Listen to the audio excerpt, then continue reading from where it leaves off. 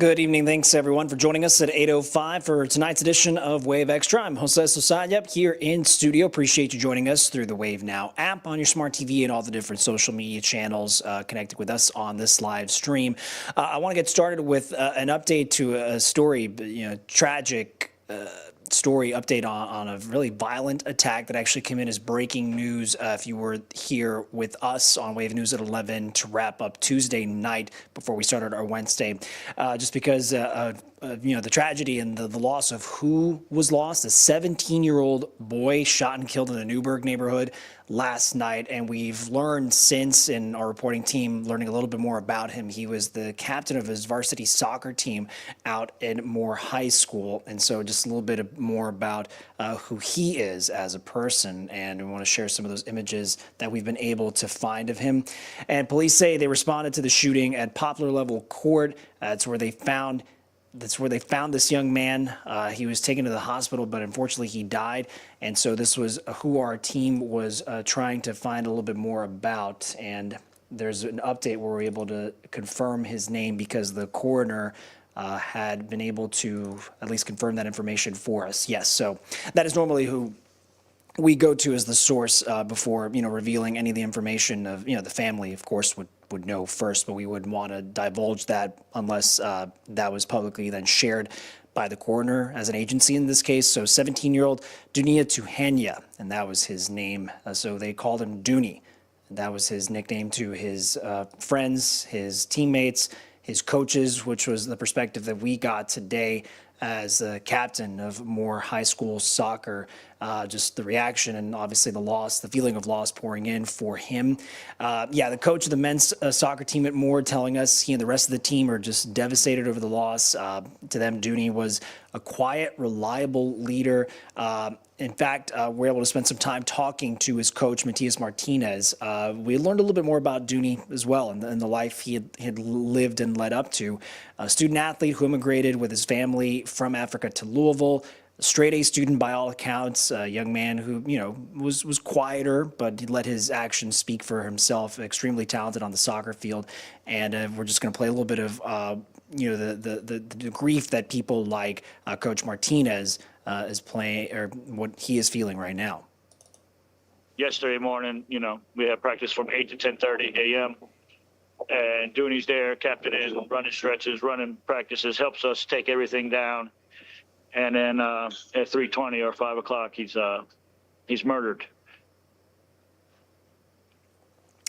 And so for Coach Martinez, obviously just a shocking loss, and it's unbelievable. He tells us, of course, they canceled practice for the team. They're going to try to reconvene next week just to, sort through their emotions and what they're feeling. They are going to dedicate this upcoming season to their captain, who they lost. Now, again, this was, as we were trying to, of course, wait for the coroner's report to drop and confirm it was unfortunately Dooney who had passed. So we did reach out to LMPD also to try and get more details on where they're at in their investigation. We're told they're just not ready to release any more information at this time. At the last time we checked with officers today on Wednesday the 16th. But of course, this kind of followed a really, troubling pattern of this shooting happening just after, we know an 8-year-old boy was shot, 2 other teens shot in separate shootings. And the first one of these had, started Monday night, stretching in all the way through Tuesday, and obviously late into Tuesday night, figuring out that the victim of this attack was Dooney, the captain of the Moore High School Mustangs.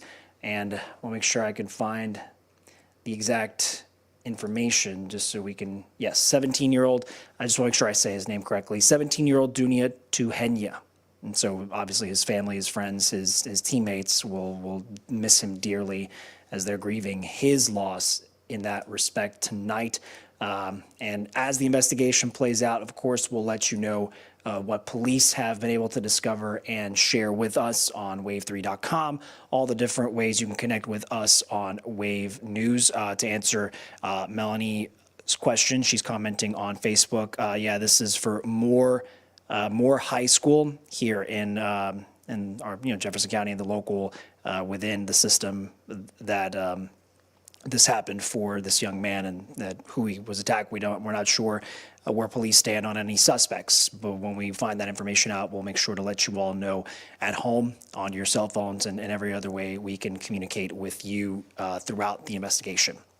And in the same vein, perhaps, of police right now just seeming particularly more busy trying to look into these outbursts of violence, and in particular those involving, kids, teens, minors, anyone who's not considered an adult.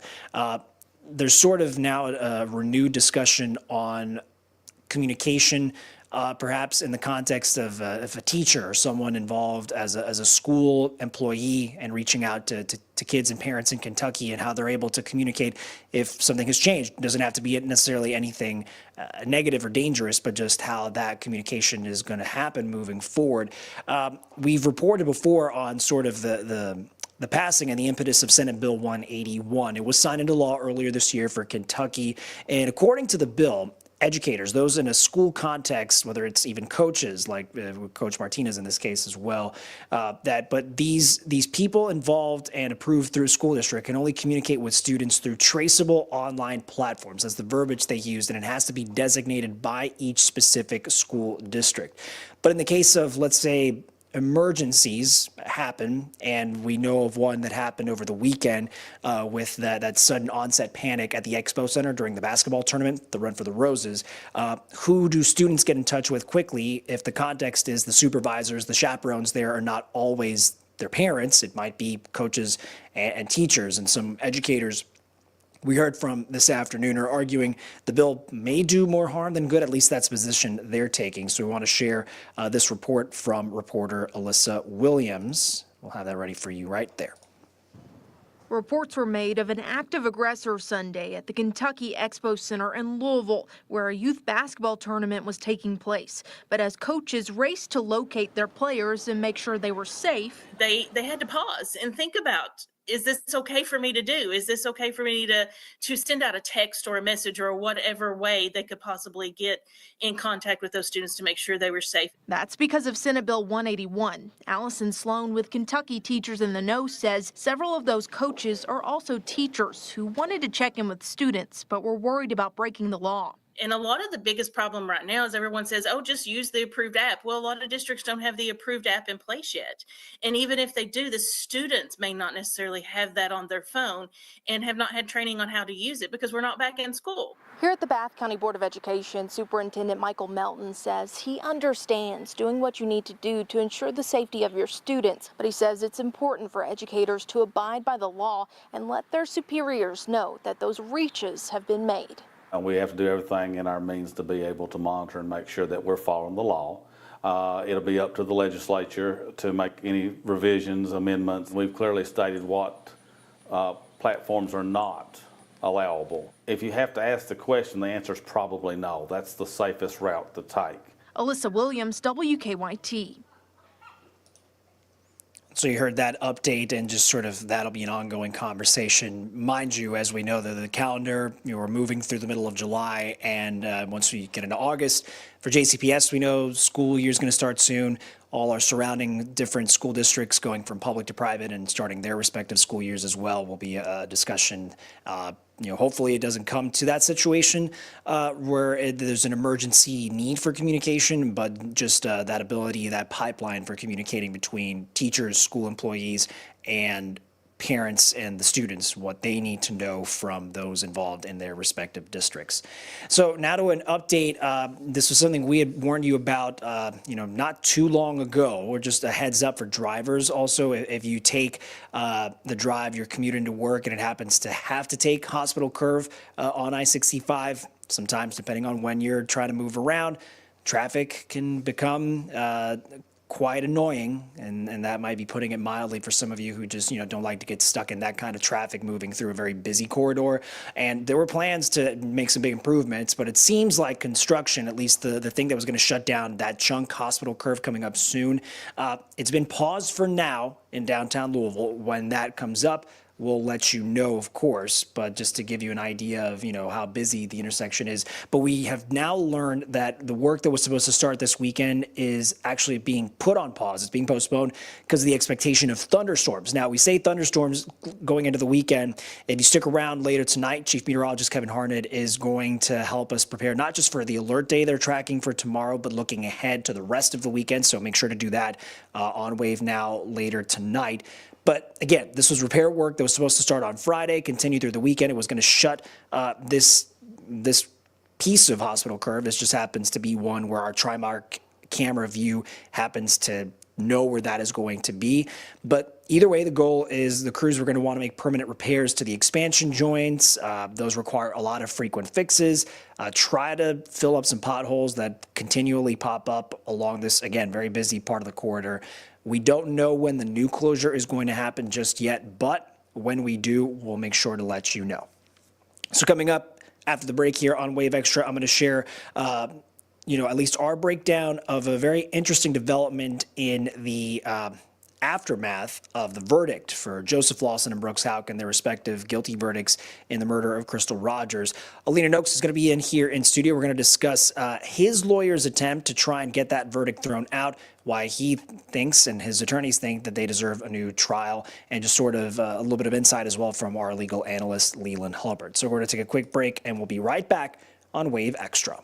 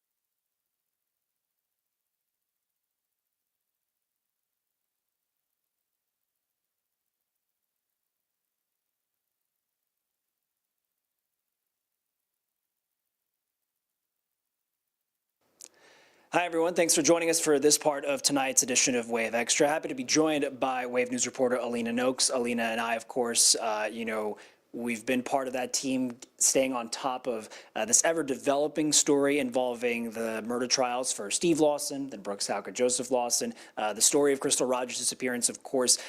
So many new chapters to look at. This is on top, Alena, that, yesterday we spent much of the evening just combing through all those unsealed records. Finally, we got a hold of that. And you spent most of your time working today sort of processing what Joseph Lawson's attorneys have now decided to do, which was file their motion and trying to make the case that A, that verdict should be thrown out, and B, that he should have another day in court. And of course, you've kind of gone through in the documents to see what it is they're trying to argue specifically. Walk us through, I guess, something you and I might have discussed before, something we've obviously discussed with our analyst, legal analyst, Leland Hubbard, but just sort of trying to, again, paint a lot of the witnesses we heard on the stand over those couple of days and calling what they said into question. Yeah, absolutely. I mean, we heard this routinely throughout trial, really trying to discredit some of these witnesses, specifically people who were speaking out as things they had heard Joseph Lawson or Steve Lawson say to them. In fact, a lot of them, people like Heather Snellen and Rebecca Greer, could only be used in support of testimony against Joseph Lawson and not Brooks Huck. That was kind of a thing the judge said, that he emphasized to the jury, hey, you can only say it and or take this into account when it comes to Joseph Lawson. So those were some specifics he called out.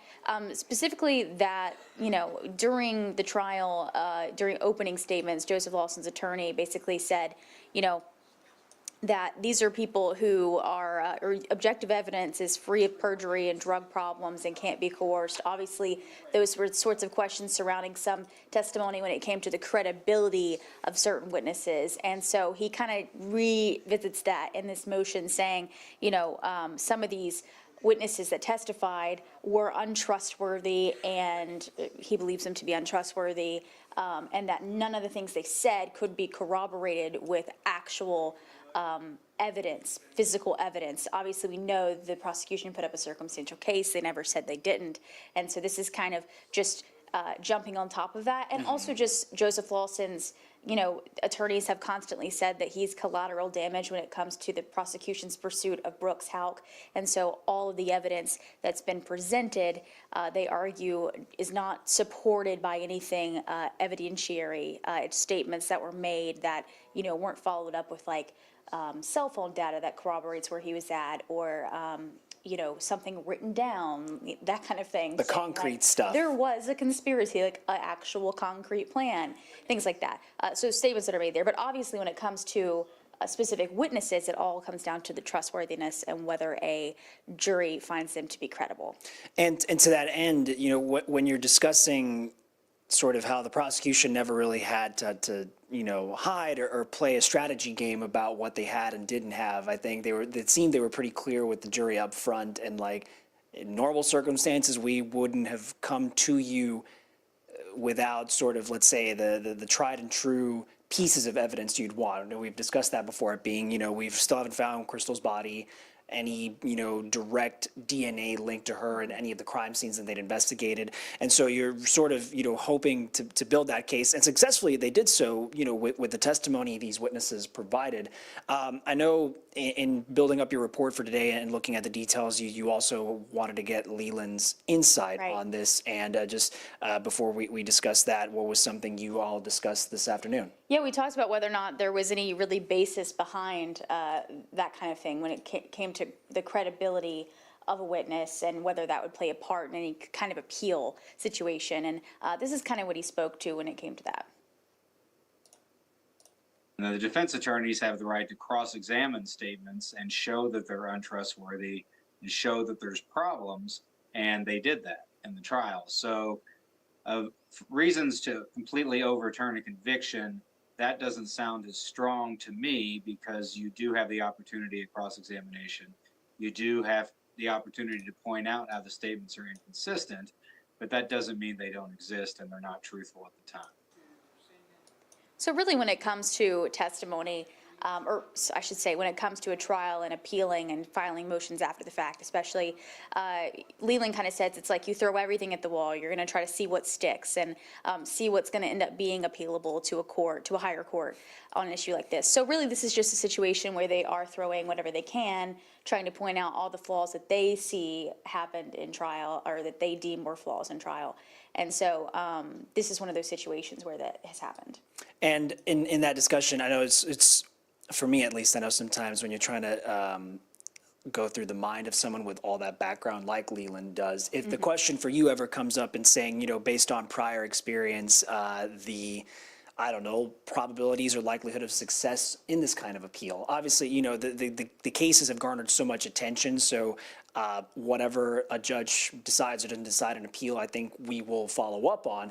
But regardless of the notoriety, if you think, or if you all touched on just sort of how often these appeals do or don't find a judge who might agree. Yeah, not really. We didn't really touch too much on that because it's really hypothetical at this point. Right. This is kind of standard to appeal something like this after trial, if you get, especially if you get a guilty conviction. Appeals can really come down to anything. I was talking during the Brooks Houck trial that first week. I got a notification that there was a trial I worked on in my previous market, and it was one of my very first murder trials, and the sentence got vacated. The guilty conviction got vacated, and it was over jury instructions. And so you just truly never know, because it can sometimes come down to a technicality and whether a jury was properly informed, stuff like that, and whether they had enough to consider the proper charges, and therefore, justice, a fair and equitable trial to that defendant was properly done.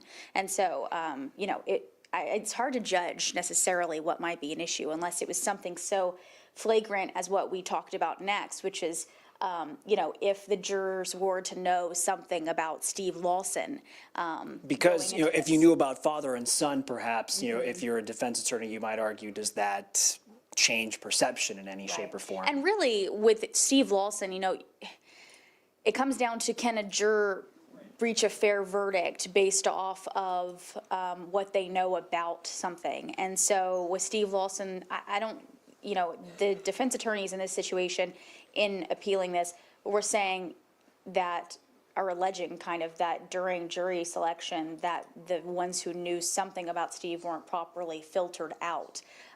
To what extent, I don't know. We listened to questioning. It didn't seem like that's something that they, if you knew something, you could stay in, depending on what you knew. It didn't seem like that was the factor they were going. They were really trying to cut whoever knew anything at all about anything with this case. They wanted them to have a blank slate.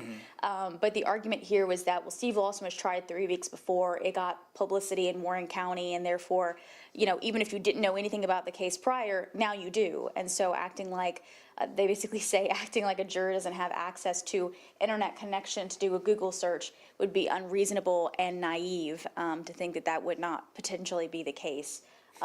Like in this trial. Sure. So the Steve Lawson argument really comes down to, what was said, if anything, in court that would make the jury more aware than they should be of something. And Leland kind of addressed that and saying, sure, if you have a police officer who takes the stand who says, Steve Lawson, and he was convicted and found guilty just 2 weeks ago, well, you'd have an immediate mistrial on something like that. And I doubt a prosecutor in the position the Commonwealth was in. It's like they knew the needle they had to thread, and it's like, I can't, that can't come up. Right. And no one, I will say this, being in the courtroom, no one ever said that. So right. It's kind of hard. I mean, we did notice during the duration of the trial how many times Steve Lawson was referenced, and that's something that Joseph Lawson's attorneys referenced, specifically saying, we heard so much about this Steve Lawson, but you hardly heard about my client, Joseph.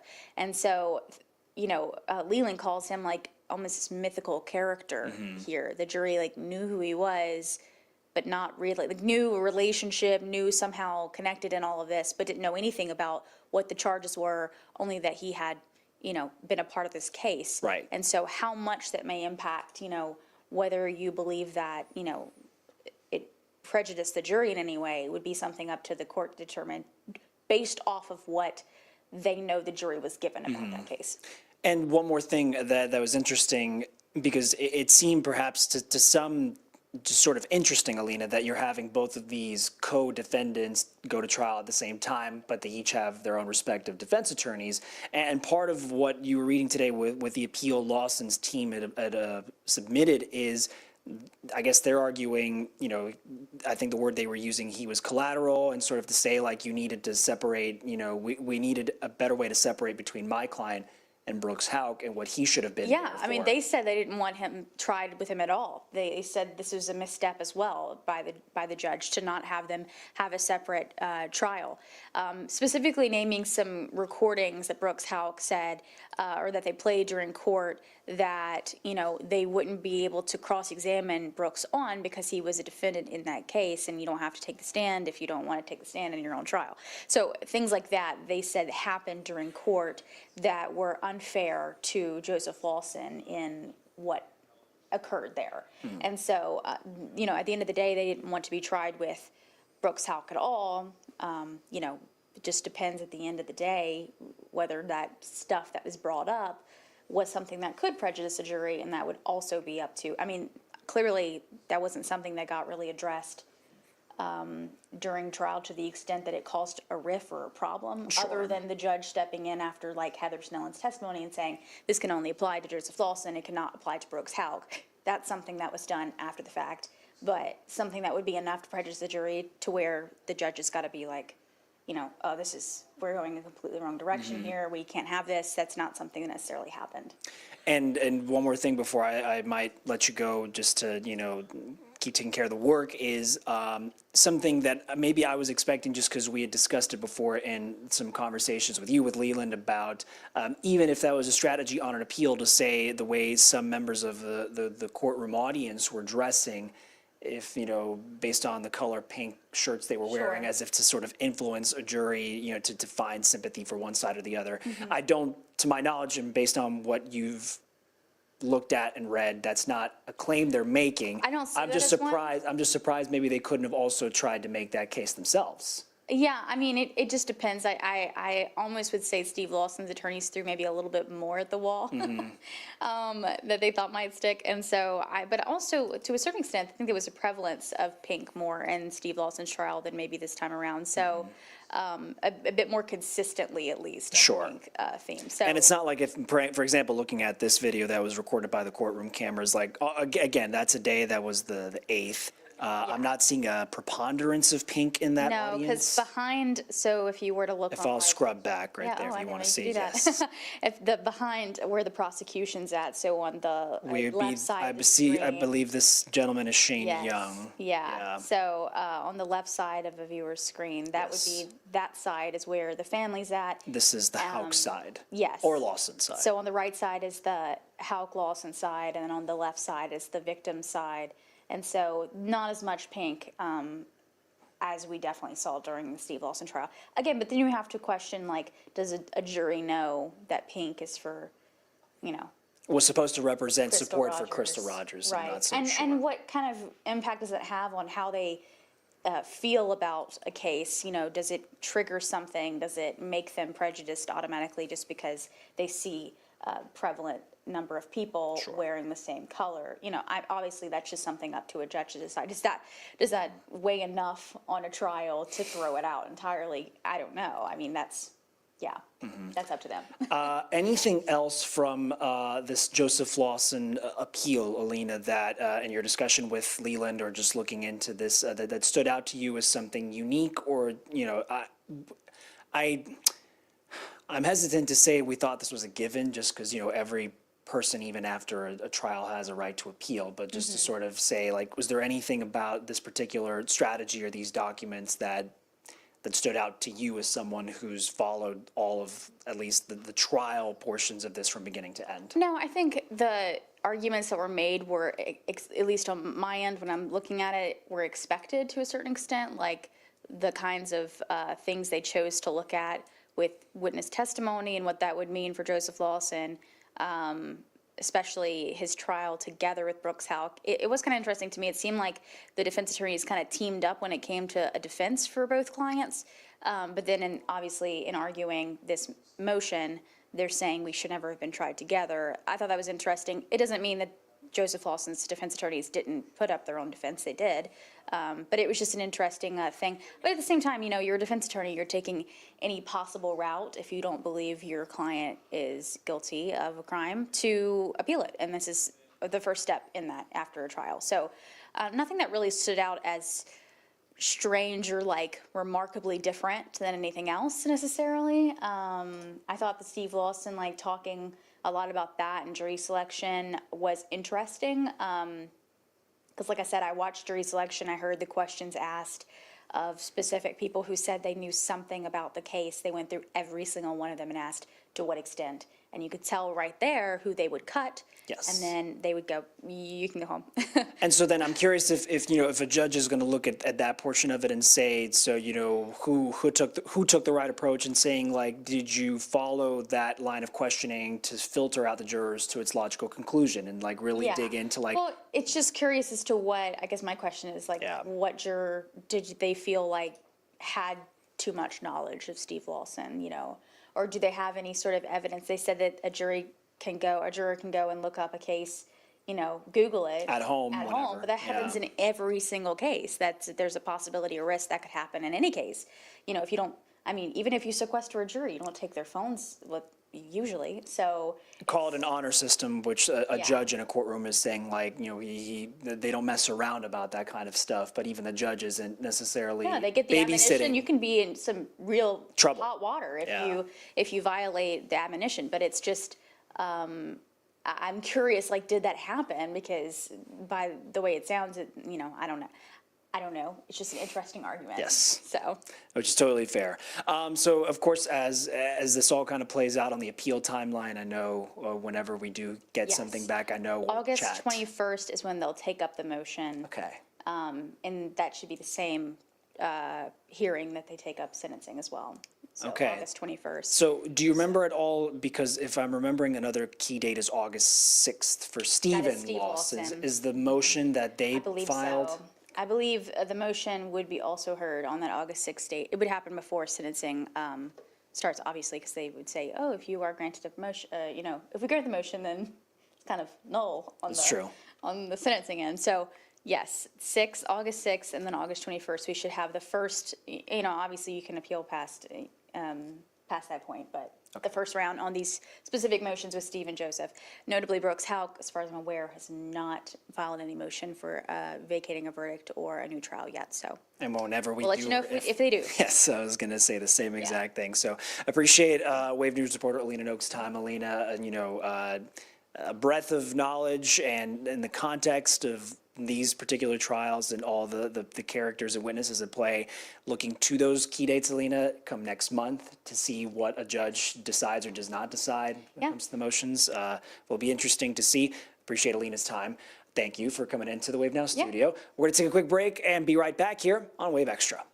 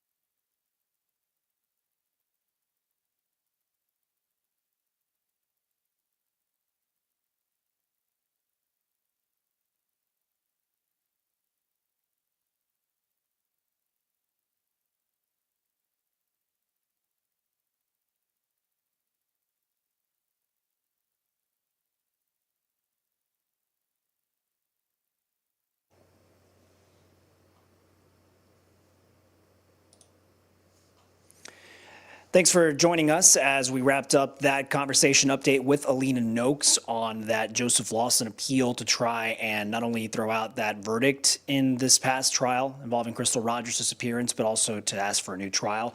As a reminder, I want to point your attention, everyone, to this URL to get to the website. So it's wave3.com. If you wanted to type this out, you could see it is 2025, and you see the Ivan 07, 16, and then watch full, because now we do have both trials in full up on our website. There is a path you all can take if you'd like to watch this tonight and whenever you like on wave.com, wave3.com. One easy way to do that I've found is if you go to the local tab in the main scroll pop-up menu here, and you go down to Nelson County, being that all the main players are really from Nelson County. And so if you come down here, you could see Watch Full's trial of Stephen Lawson, all there on wave3.com. I'm hoping as the week goes on, what I was going to want to play for you all when we come back on Wave Extra tomorrow night is a portion of this part. And if you could see where it says part 6, it is when Detective John Snow first takes the stand in Stephen Lawson's trial regarding Crystal Rogers' disappearance. So as a reminder, you can find that all on the website. Also here, after the breakdown of all those unsealed records we got from the court, I was able to do a bit of a distilled dive into some of the more startling claims that the prosecutors were ready to mention and sort of weave their case and their narrative in the courtroom to the jury. You can watch that, of course, also on wave3.com. I'm going to see if I can find that for you all. Of course, all the latest updates, headlines, and breaking news. And this would be that particular story, which you can see played out here. Shout out to the Wave staff for helping break down some of the bigger points in all of those reams of papers, of documents, motions, appeals involving both of these separate murder trials. So just something for you all to know is out there on wave3.com. And as we wrap up tonight, want to shout out something we're doing here. It's called On This Day in History. It's a little something we're preparing for you all on Wave News. So this is kind of in celebrating America's 250th anniversary next year. So as a preview, a preamble, if you will, to that big anniversary, we're looking back at what happened on this day in history. And it's July 16th, 1969. Maybe some of you were alive to witness this. Apollo 11 took off from the Kennedy Space Center in Florida on that historic mission to the moon, 240,000 miles in 76 hours. Apollo 11, the crew entered into a lunar orbit finally on July the 19th. That's Commander Neil Armstrong. Lunar Module pilot Buzz Aldrin landed the lunar module Eagle. Days later, this was marked as the first time humans had landed on the moon.